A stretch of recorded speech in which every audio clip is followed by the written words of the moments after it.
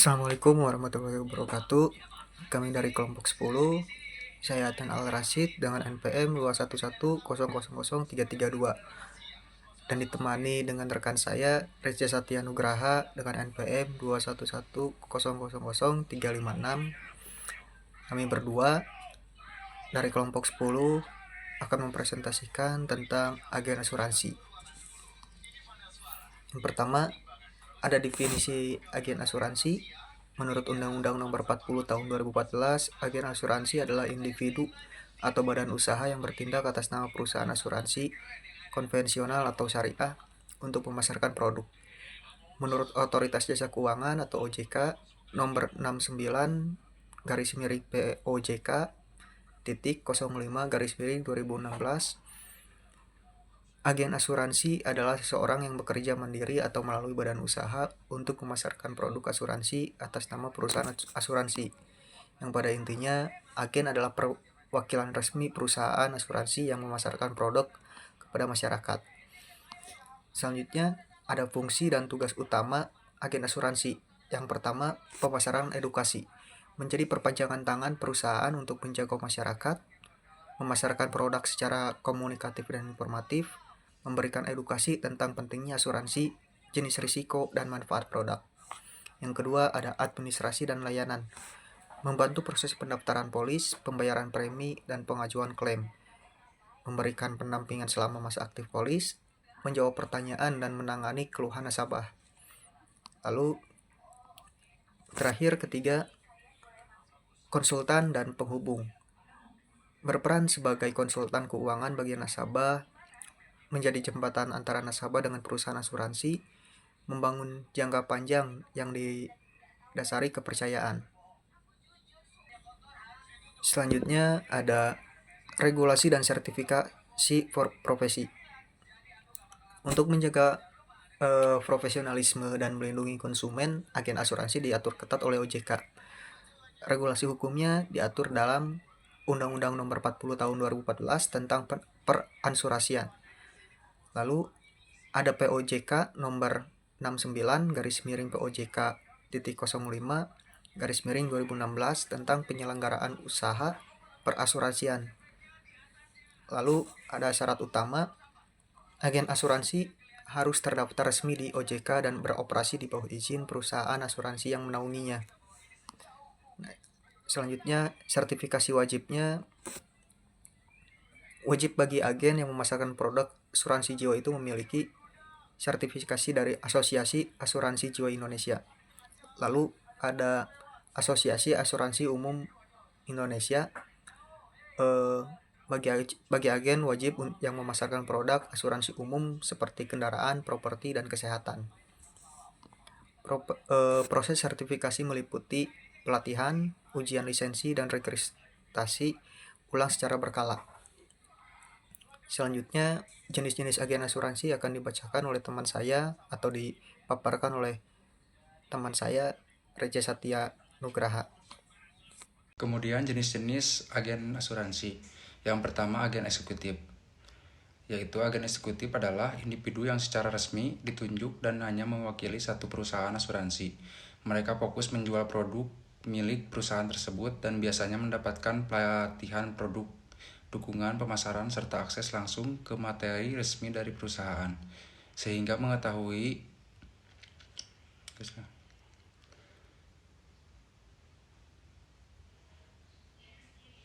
Yang kedua, agen independen atau disebut juga general agen adalah agen yang mewakili beberapa perusahaan asuransi sekaligus.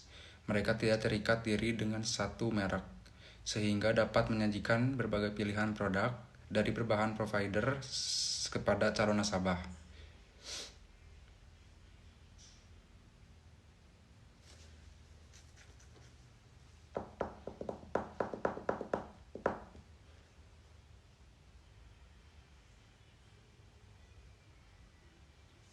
Yang ketiga, broker asuransi. Yang dimaksud broker asuransi adalah lembaga yang mewakili kepentingan nasabah, bukan perusahaan asuransi. Broker memiliki izin dan diawasi oleh OJK, serta bertugas memberikan layanan konsultasi, melakukan analisis risiko, membandingkan produk dari berbagai perusahaan, memfasilitasi pengajuan polis, dan membantu proses klaim.